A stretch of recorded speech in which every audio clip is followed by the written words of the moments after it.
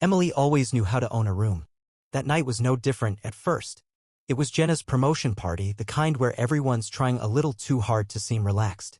There was ambient jazz playing over a Bluetooth speaker that kept cutting out, wine that cost more than it tasted, and a crowd of people pretending they weren't secretly competing with each other. Emily wore this deep emerald green dress that made her look like she didn't belong in that room, she belonged above it. Floating. She laughed loud, touched shoulders as she passed, threw her head back at every joke like she hadn't heard it 3 times already. She looked alive. Vibrant. But not real. Not to me. We hadn't been okay for a while. She stopped kissing me goodbye weeks ago. Started showering at weird hours. Her phone was always face down now. The passcode had changed. Her eyes would dart across the screen when notifications popped up, never long enough to show anything, just enough to be seen. But I said nothing. I'd built an entire personality around not making a scene. So I smiled, I mingled, I let her float. At some point I lost track of her. People kept asking where she was. I gave vague answers. Bathroom. Balcony. Grabbing something from the car. I didn't really care anymore. Not in the usual way. I cared in the cold, practical way someone watches the last embers of a fire. Quiet. Tired. When she finally came back into view, something was wrong. She wasn't glowing anymore. She looked like she'd been gut-punched by a memory. She had her purse clutched tightly under her arm, one hand gripped so hard around it her knuckles were white. Her eyes scanned the room like she was looking for a fire exit. She didn't speak to anyone. She didn't even look at me. She walked straight out the front door. I hesitated. Then I followed her. She didn't run. She didn't cry. She just walked down the driveway like gravity had changed direction and she was trying not to fall upward. I caught up to her at the edge of the sidewalk. "Emily," I said. She didn't answer. She opened her purse, pulled out something small and square, and handed it to me without looking up. A note. Folded once. 5 words written in pen that had bled slightly into the paper. "Don't look for me." No name. No explanation. I looked at her. "Where did this come from?" I asked. But she didn't respond.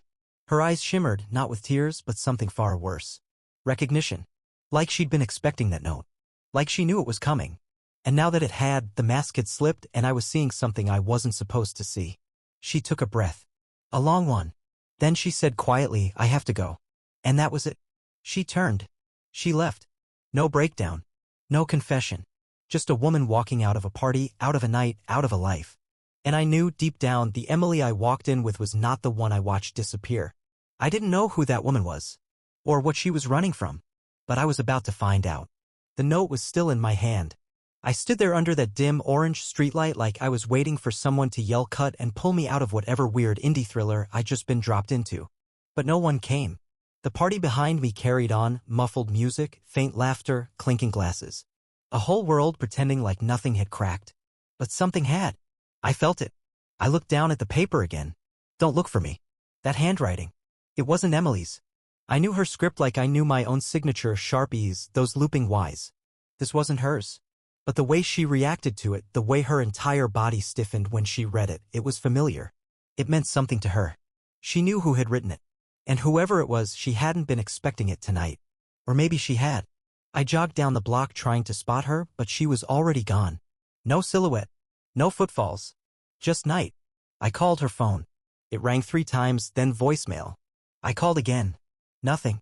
I drove home. Her car was in the driveway. Engine cold. Inside, the house was untouched. The hallway light still on. The scent of her perfume barely hanging in the air. I walked room to room calling her name like she might just be in the shower or curled up on the couch waiting to pretend this whole thing didn't happen. But the house was empty. Still. Unsettlingly so. I sat down at the kitchen table with the note in front of me. And that's when I realized her phone was on the counter. Unlocked. Emily never left it unlocked. At first, I didn't want to touch it. But this wasn't curiosity anymore. This was fear. Something had grabbed her attention hard enough to make her leave her own phone behind. That wasn't forgetfulness. That was intentional. I opened the recent texts. The top thread was unsaved. No name. Just a number. Area code I didn't recognize. The last message received was at 10:17 p.m. Right before she vanished. "Check your bag. Now." I scrolled up. "You shouldn't be here tonight. He doesn't know. If you want to fix this, walk away now." And earlier still, one more move and everything unravels. I just stared. It wasn't just an old flame texting cryptic messages. This wasn't about jealousy or guilt. This was a threat. A warning. From someone who knew where Emily was, who knew what she had planned, and who clearly wanted her gone. Quietly, I opened her photo gallery, but everything recent had been wiped. Only a few saved albums remained, vacations, old selfies, things from 2 or 3 years ago. Nothing new. Nothing recent. Then I opened her notes app. There were dozens. Most were locked. One was open. It was a shopping list. Random. Harmless. Except buried between almond milk and eyeliner was one line that didn't belong. New name, don't forget the middle initial this time. My skin went cold. That wasn't a joke. That was planning. Emily had been preparing to disappear. She had backup messages, someone helping her, and an entire layer of her life I never saw. And tonight, something triggered the escape hatch. She left the phone for a reason. She wanted me to see it. Maybe not everything, but enough. Enough to make me realize that the woman I married had been playing a second life between mine. And I was about to find out just how deep that second life went. The silence in the house wasn't normal. It wasn't the kind you get when everyone's asleep or the TV's off or it's just a quiet night. This was surgical, cut out of the air with precision. Clean. Deliberate. The kind of silence someone creates right before they vanish. I sat in the living room with Emily's phone still in my hand, the light from the screen glowing faint against my palm. That message looped in my head like a bad signal. Check your bag. Now. Don't look for me. She knew this person. Whoever it was, they weren't some stranger lobbing threats from the shadows. There was history here. Intimacy. The kind of closeness that gives someone the power to make you run without asking why. I opened her contacts. Most of it was normal. Her work group. Jenna. Her mom. Then one name caught my eye. C. Fields. I had never heard her mention that name. It wasn't short for anyone I knew. I clicked it open. No email. No address. Just a phone number, the same one from the unsaved thread. So she had saved it. Just masked it. I tapped the number and copied it into a reverse lookup site. It came back blank. Of course it did. I stared at that name. C. Fields. It sounded fake. Like a placeholder. Like something you'd use if you didn't want someone connecting the dots too fast. I checked her call log. Last contact with that number was a week ago. 10 minutes long. Everything about this felt calculated. But then I made a mistake. I opened her voicemail. I don't know why I did it. I didn't expect to find anything. She barely used it. But there were 2 new messages. Both from the same number. First one was from 2 days ago. You said you wanted time. You've had it. If you stay, I'll be forced to take steps you won't like. Don't make me knock. Click. Second one. From tonight. 11:09 p.m. They're at the party. Jenna wasn't supposed to invite them. Get your things and go. You know what happens if you stall. I sat there frozen. They're at the party. This wasn't a private situation anymore. This wasn't about me and Emily and some stranger from her past. There were others. People she knew. People we both knew. Someone had been watching her. Or maybe more than one. And Jenna, either clueless or complicit, had brought someone into that house tonight who sent Emily into a full system shutdown. I stood up. There were too many threads now. Too many unanswered questions. Emily wasn't running from guilt. She was running from someone who knew how to find her and didn't need her phone to do it. I went back into her bedroom and started digging. Top drawers. Jewelry box. The little fireproof safe under the bed where she kept our passports. Mine was there. Hers was gone. Then the suitcase. Gone too. And something else. In the top drawer of her nightstand, there used to be a stack of old birthday cards. Notes. Letters from me. All of it gone. She hadn't left in a panic. She left like someone who'd rehearsed it. Like someone who was ready. Except for the note. That wasn't hers. That was his. Or theirs. Whoever they were. They found her. They left the message. And now she was gone, maybe for good. But the thing that kept me awake that night wasn't the note, or the voicemail, or the empty space beside me in bed. It was the nagging suspicion that Emily hadn't just disappeared to protect herself. She was trying to protect me, and I had no idea why. By morning, the house felt like it didn't belong to either of us. I made coffee without realizing I'd made 2 cups. Her mug sat beside mine, untouched. The silence hadn't lifted. It wasn't mourning, it wasn't shock. It was active, like the walls themselves were holding their breath. I'd spent most of the night sitting in front of her phone, playing the voicemails over and over, trying to find something, anything. In the tone, in the background noise, a name, a slip, a hint. Nothing. Whoever this C. Fields was, he or they had been careful. Efficient. Just enough pressure to make her vanish, not enough to leave a trail. But I still had one advantage. I knew her better than anyone. I knew her hiding spots, her patterns, the way she planned. And I knew Emily didn't just vanish. She layered. She left backups. Clues hidden in habits. Her silence was always deliberate. So I searched again. Not for drama, for logic. The closet was half empty. Sure. But not cleared. She'd left some clothes. Random, mismatched pieces. A summer dress she hated. A worn hoodie from college. A decoy. Something you'd leave behind to make it look like you weren't really gone. Then I opened the storage bench at the foot of the bed. It was where we kept old photo albums, Christmas decorations, a few keepsakes. And tucked beneath a box labeled Zmaz Lights, I found a small, beat-up envelope. No name. No writing. Inside, a USB drive and a single Polaroid. The photo was of a road sign. Middle of nowhere. Crooked. Rusted. Carver's Hill, 12 miles. I'd never heard of it. I plugged the USB into my laptop. There was only one file. An audio recording. 43 seconds. I hit play. Emily's voice came through. Not panicked. Controlled. Tight. If you found this, it means I left the phone. Couldn't tell you. You try to stop me and you can't. You don't know what this is. Not really. There are people I thought I could outrun. I was wrong. And if they're back, it means things have moved faster than I expected. I don't know if I'm going to Carver's Hill, but it's the only safe fallback I've got. There's a man there. He knows the rest. Don't follow me, unless you're ready to learn who I really am. The file ended. No static. No second take. I sat back in my chair, heart racing, a weight pressing into my chest like a slow descent. Emily wasn't just running from someone. She wasn't just scared. She was involved in something that didn't fit the life we had. A secret town. Contact. A version of her that didn't match the one who drank almond milk and argued about paint colors. This wasn't a breakup. It was a warning. I opened my browser and searched Carver's Hill. It didn't exist on Google Maps. No hotels. No shops. No listings. But in a quiet corner of a Reddit thread on abandoned mining towns, I found it. Buried. Carver's Hill, empty, pop, unlisted. Locals don't talk much. Off the grid. Mostly old buildings and silence. Creepy as hell. It wasn't 12 miles from anywhere I knew. It was nearly 2 states away. If she was really going there, she hadn't just left her life.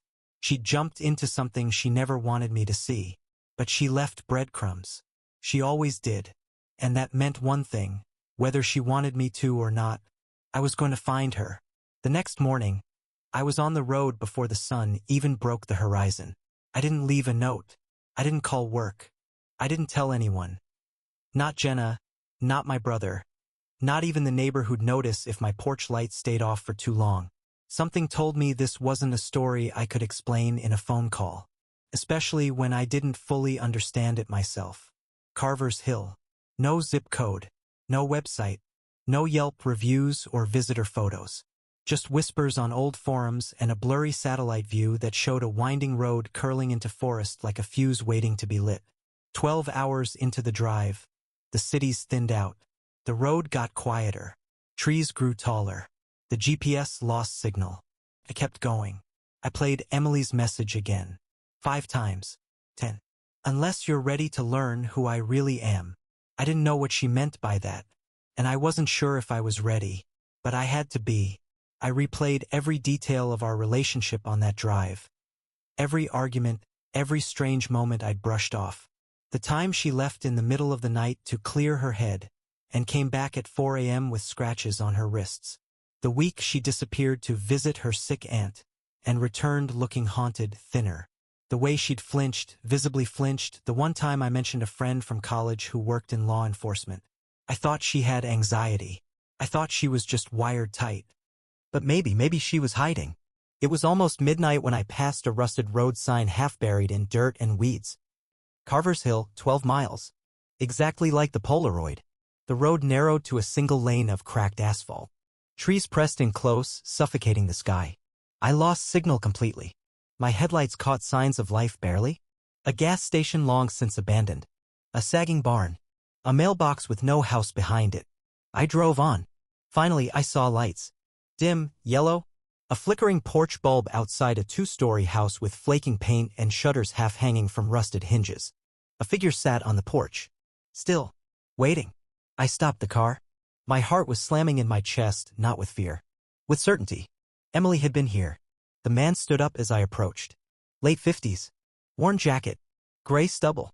Eyes that had seen too much. You're him, he said before I could speak. Her husband, I replied. Where is she? He looked past me into the trees like he expected something to follow. She said you might come, he said. But she made me promise not to call you. Why? I asked. What is this place? Who are you? He didn't answer. Instead, he nodded toward the house. Come inside. You should see what she left. Those words hit me harder than I expected. What she left. Not where she went. Not when she'd be back. What? She left. As if Emily was already gone. Not missing gone. I followed him in. The air inside was thick with dust and memory. On a desk in the corner was a shoebox. My name was written across the top in marker. Inside were photographs, documents, maps, names I didn't recognize, and a letter. Not a goodbye. A confession. And as I unfolded the pages, my hands shaking, my breath caught on the first line. There are things I never told you, not because I didn't love you, but because I knew you'd never look at me the same. She was right. By the time I finished reading, I didn't. Because the woman I thought I married never existed. And the woman who did was in danger. From people I'd never heard of. Doing things I never should have known. And the worst part? This was only the beginning. The confession wasn't long. Just 6 pages, handwritten in black ink, each word more precise than the last, like she'd written it slowly, deliberately, not as an apology but as a map for me to follow. And maybe as a test. To see if I'd turn back. I didn't. I wasn't born Emily. That name was given to me in Denver 6 years before we met. My real name, my first name, was used in a federal case tied to something I never agreed to be part of. I was a witness. Then I wasn't. Then I was just inconvenient. They erased me. Or tried to. But there were mistakes. People who remembered. People who didn't want loose ends. That's who's looking for me now. I read that paragraph at least 5 times. Then I went back to the shoebox. Inside were more photos. Most were grainy, printed from security camera stills. A woman Emily, but not quite her. Her hair darker. Her face harder. Eyes sharper. She was younger, but not by much. And in all of them, she was with the same man, tall, lean, glasses, dressed in that subtle government way that doesn't draw attention. Underneath the stack, a manila folder. Clipped to the front. Project Coda, relocated subject 12B. Inside, a fake birth certificate. Tax forms. A driver's license with a completely different last name. The last document was a memo. Short. Official. Redacted in parts. Status relocated, compliance expected. Potential exposure risk due to field mismanagement. Field agent redacted, confirmed compromised. Subject warned. Oversight determined, further contact inadvisable. I don't remember setting the pages down. I just remember staring at the wall, my mind racing. Field agent. Exposure. Relocation. This wasn't Emily getting involved with something. She was the something. She wasn't running from someone she betrayed. She was running from people who didn't want her to exist. I turned to the man who brought me inside. He hadn't said much since leading me through the door. He was leaning against the far wall, watching. Who are they? I asked. He hesitated. Then finally. They called themselves Oversight. They call everyone else Leverage. And you. I used to be the guy who burned the files. You worked with them. I worked under them. Big difference. So why are you helping her? Because once, a long time ago, I helped ruin her life. Thought this was a way to break even. I looked down at the letter in my hand. I hadn't even finished it. I scanned the next paragraph. If you're reading this, it means they've found me again. And if you're there, it means I didn't make it far enough. But there's still time. You need to go to the ridge.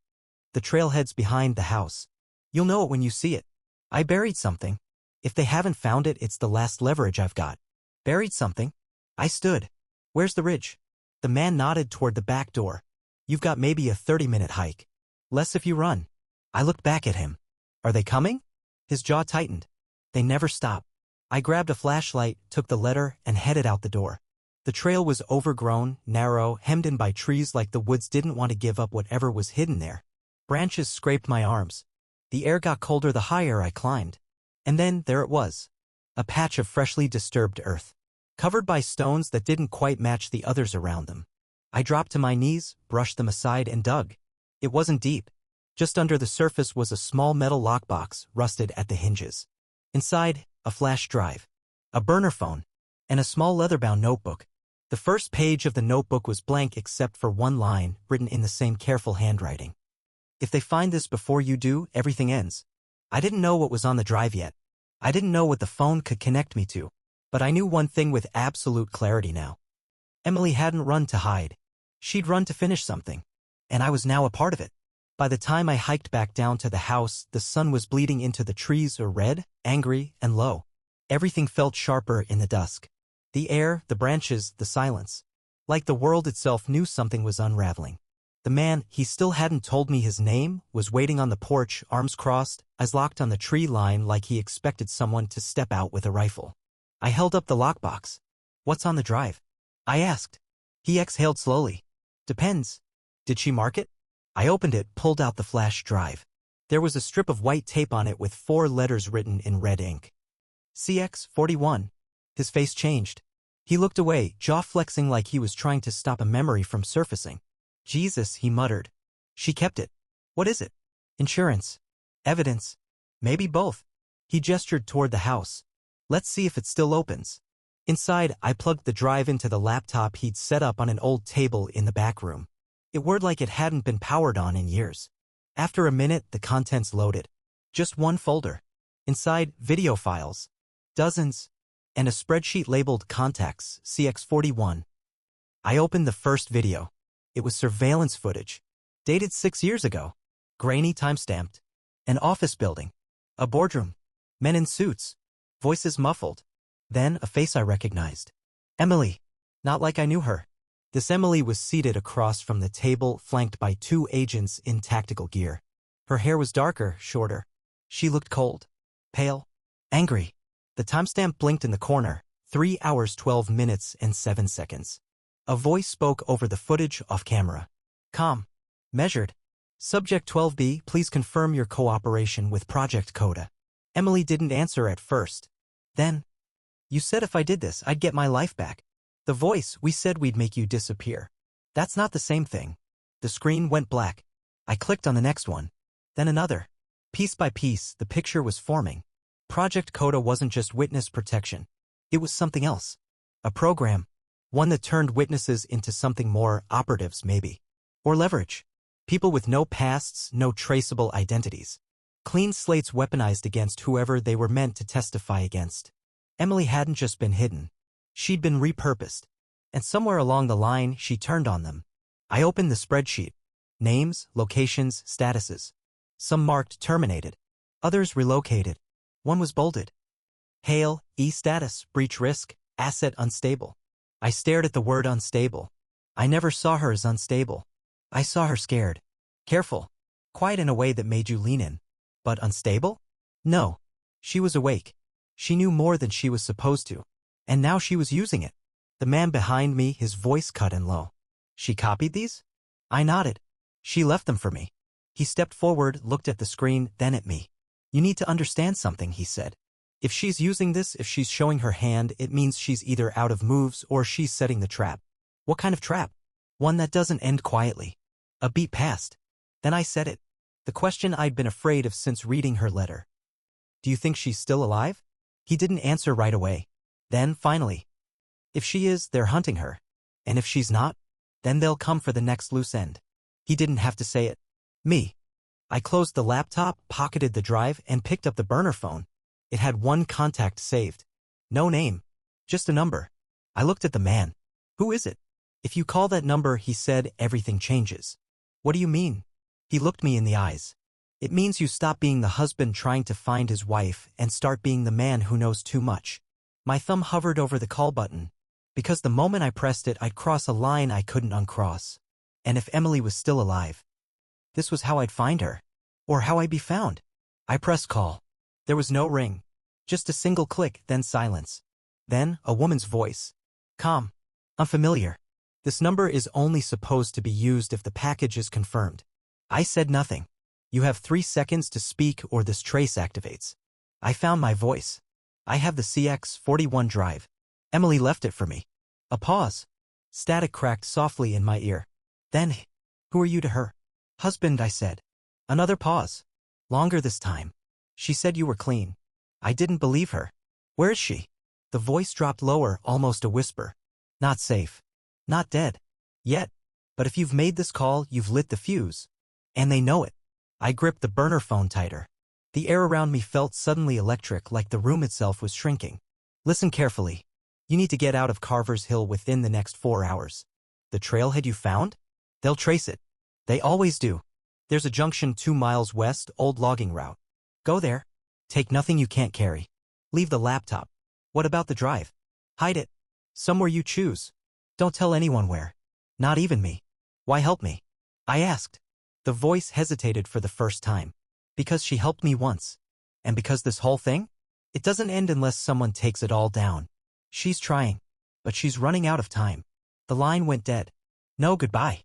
Just static, then silence. I looked up at the man who'd brought me here. He hadn't moved.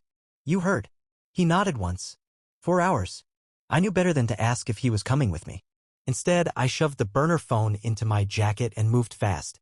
I stashed the flash drive in the most unremarkable place I could think of, a rusted tin box under a loose floorboard by the back door, marked only with an old pack of nails and 3 broken screws. I left the laptop on the table, still open to the spreadsheet. We didn't say anything else. We didn't have to. I grabbed my backpack and walked out into the trees. The path west was barely a path at all. Dead branches snapped underfoot. The sky overhead had gone slate gray, pressing low like it wanted to hide what was coming. 2 miles felt like 20.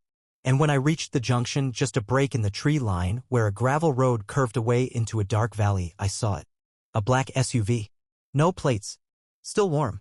I ducked behind a downed log, heart thudding. Whoever had been here was close. Too close. That's when I saw the boot print in the mud. Fresh. Not just 1 set. 2. And leading away from the car, not toward town. Toward me. That meant they weren't tracking a signal. They were tracking her trail. Which meant they knew about the ridge. They knew about the flash drive. About me. And now they were already in the forest. I turned, moving low and fast, off the path now, deeper into the trees. My lungs burned. My eyes scanned every branch, every leaf, looking for movement, for shapes that didn't belong. Then I heard it. A single sound that didn't fit the forest. A woman's voice, ragged, low, behind me, maybe 100 feet back. He has it. Move. Not a question. A command. They weren't guessing anymore. They knew. I ducked behind a boulder, heartbeat in my throat. The voice was close now. Closer than it should have been. Then another voice. One I recognized. Faint. Hoarse. Barely audible. But hers. Emily. He doesn't know what you're doing. Let him go. It came from deeper in the woods, like it was carried on the wind and fractured by the trees. I stood completely still. And in that moment, every part of me went silent. She was alive. Still caught in it. Still trying to pull the strings away from me. But now they knew I wasn't just an accidental bystander. I was a variable. And variables get erased. I didn't breathe. Not because I was scared, I was far past that point. Because if I moved, if I even shifted my weight wrong, they'd hear me. The forest was too still now. The air felt thick, like the world itself had stopped spinning to watch how this played out. I crouched behind the boulder, knees dug into wet earth, every muscle locked tight. My eyes scanned the undergrowth, looking for shapes, boots, flashlights, her. But there was nothing. Only that voice. Emily's voice. Alive. But not free. She wasn't pleading. She wasn't begging. She was negotiating. Like someone with leverage. Someone who knew how to buy time because she'd been in this exact kind of moment before. He doesn't have the original, she said, closer now. A pause. Then another voice, male, clipped, military tone. Doesn't matter. He has a copy. That's enough. He doesn't even understand what it is. She shot back. You heard him, you trigger the dead man's protocol. That's what you told me, isn't it? That word. Protocol. That's when it clicked. Emily hadn't just given me the drive to protect herself. She gave it to protect me. A contingency. A tripwire. If something happened to me, the contents would go public. Maybe through the burner phone. Maybe through something she'd already set up. Whatever it was enough to keep them from pulling the trigger for now. but it also meant I was holding a grenade without a pin. I shifted slightly, just enough to reach into my coat pocket and pull out the small metal casing from the flash drive. It was still warm, still humming with importance. I had two choices: run or use it. I pulled my own phone, burner number 2, from my back pocket. Emily didn't know I had it. Neither did they. I'd picked it up on the way to Carver's Hill and never powered it on. Now I did. Signal weak. 1 bar. I opened the secure upload app I'd installed. It asked for a code. I remembered it, one she'd left etched into the edge of the notebook inside the lockbox: CX41 final. I entered it. A prompt appeared: upload CX41 file? Before I hit send, I heard the leaves crunch nearby. Fast. Heavy. Then Emily's voice again, louder. Urgent. Strained. Run. It was her voice, but not aimed at them. It was aimed at me. I bolted. Not toward the road. Deeper. Into the trees, down a slope slick with moss and wet pine needles. Gunfire cracked behind me. Not a warning shot. A miss. One whizzed past my left ear and punched into a tree trunk ahead. I slipped, slammed into a branch, kept running. The app said uploading with a spinning icon. 10%. 15. I dove behind another fallen log, breath heaving, fingers bloody from the slide. I peeked back uphill and saw them. 2 of them. Tactical. Moving like they'd done this before. One paused. The other kept scanning. But neither of them saw her. Emily came out of the woods behind them like a ghost, mud-smeared, wild-eyed, silent as smoke. She held something in her hand. I couldn't see what. Not a gun. A flare. She lit it. Tossed it hard, deep into the other direction. It hit the ground with a violent hiss and screamed red. Both agents turned instantly and sprinted after the sound. I didn't wait. I got up and ran toward her. She met me halfway. We didn't speak. Didn't need to. She grabbed my arm and yanked me down a ravine I hadn't seen in the dark. A narrow creek rushed through it, shallow but loud enough to drown our footfalls. We followed it for minutes or hours, it blurred. Finally, we stopped under a rocky outcrop. She looked at me. Not like a wife. Not like someone who loved me. Like someone who had just made the mistake of letting love back in again. You uploaded it, she whispered. I nodded. Still sending. Her hand trembled. Not from fear. From exhaustion. She pressed her forehead to mine. You shouldn't have come. You knew I would. I tried to keep you out of this. You married me. That silence again. But this time it wasn't empty. It was full of everything we didn't have time to say. Then her eyes hardened. If it uploads, they'll kill us both. If it doesn't, they'll torture us for it. And if it only almost uploads? I asked. She smiled. Just slightly. Then we burn the rest before they do. Dawn came without warmth. A pale, colorless light crept over the treetops, revealing the bones of the forest, splintered trunks, clawing branches, fog curling low like smoke from an old fire. We hadn't slept. There was no place safe enough. Just damp earth and the adrenaline of 2 people who knew they were living inside their last borrowed hours. Emily sat across from me beneath the outcrop, her hair matted with sweat and pine needles, I still scanning the tree lean even as the sun rose. She hadn't asked for details.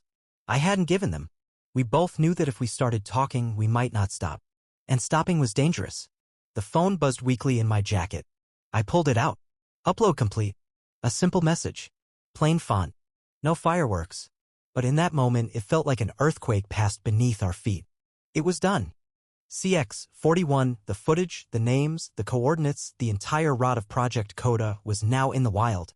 Uploaded to a dead switch server she'd built years ago under a fake shell company, one that would auto-forward to a list of journalists, watchdogs, and legal black holes across the globe. They couldn't put it back in the box. But we weren't naive. Uploading didn't mean freedom. It meant escalation. Emily exhaled, slow and deliberate. We have maybe 30 minutes before someone notices it's gone live. What happens then? She met my eyes. Then they make us disappear. One way or another. We moved quickly. She took me deeper into the forest, to a clearing I would have never found without her. Beneath a slab of mossy rock, she unearthed another box. Inside were passports, currency from 6 countries, another burner phone, and 2 sets of credentials under names I didn't recognize. She handed me one. If we separate, she said, you run to the name on this passport. Don't argue. I didn't.